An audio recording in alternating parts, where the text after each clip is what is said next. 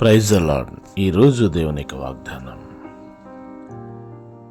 మీరు వినువారు మాత్రమయ్యుండి మిమ్మును మీరు మోసపుచ్చుకొనకుండా వాక్య ప్రకారము ప్రవర్తించువారునయ్యుండుడి.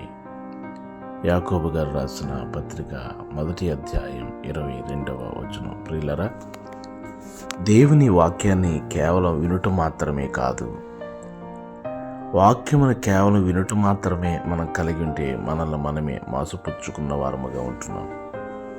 కనుక వాక్యం వినటం మాత్రమే కాకుండా వినిన వాక్య ప్రకారముగా ప్రవర్తించటం, అనుసరించటం, గైకొనటం మనం చేసినప్పుడు ఆ వాక్యం యొక్క విలువలు మన జీవితాల్లో మనం కలిగి ఉంటాం. కనుక వాక్య